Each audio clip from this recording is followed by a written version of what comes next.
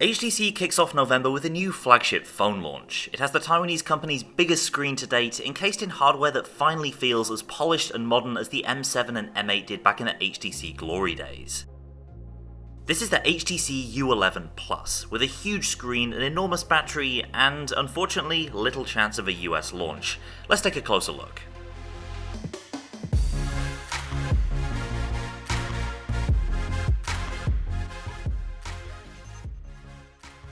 Physically, the U11 Plus is a slimmer, elongated, slightly flattened U11.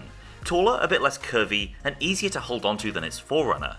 That's despite packing a 6-inch 18:9 screen that displays a Super LCD 5 panel that seriously impressed me in the hour or so that I got to play with it ahead of announcement. And with significantly trimmed bezels compared to the U11, the front face is more forward-looking. I guess you could say it looks more like a 2017 flagship now. And because of the taller display, HTC's relocated the fingerprint scanner around the back of the device. As for the sides, newly chamfered borders make the U11 Plus easier to hold onto than the older model. The feel is more HTC 10 than HTC U, and for my money, that's a good thing. The back panel is very much in line with HTC's current glass design language though. There are two colours. Firstly, an incredibly shiny, almost mirrored black finish, which is nice enough. But the version that really caught my eye was the translucent model, which retains some of the subtle reflectiveness of other U-series phones, while also providing a window into the phone's internal hardware. It's a little nerdy, sure, but it's one of those rare glimmers of brilliance that reminds me that HTC, for all its problems, is still HTC. I had that same feeling about the fiery red U11 when I first saw that back in May, and while this is far less ostentatious, it's unique, aesthetically pleasing, and just damn cool to look at. The internals of the phone themselves, like the NFC antenna here, become visual design flourishes. No word on European launch plans for the translucent version though, so if you're picking this up at launch, black is likely going to be your only option.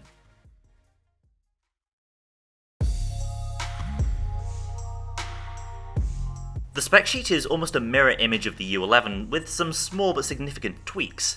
The screen size and resolution naturally jump up to 6 inches at 2880 by 1440. There's a way bigger battery capacity of 3930 mAh, basically guaranteeing you all-day use, and even a second day if you're careful. And the U11 Plus also boasts Android Oreo out of the box, augmented by HTC's Sense software, which has grown one or two new tricks in this latest version. Key U11 features like Edge Sense, the feature where you can squeeze the phone's bezels to activate certain features, with minor software changes that we'll get to later. There's the same audio setup as before, with no 3.5mm jack, but you do get HTC's ViewSonic noise-cancelling earbuds in the box. The U11's excellent Ultra-Pixel 3 camera makes a return too. That's a good thing, as it's easily one of the best Android cameras on the market right now. Meanwhile, the front camera has been downscaled to an 8MP resolution, but with a larger physical sensor, which should improve low-light performance.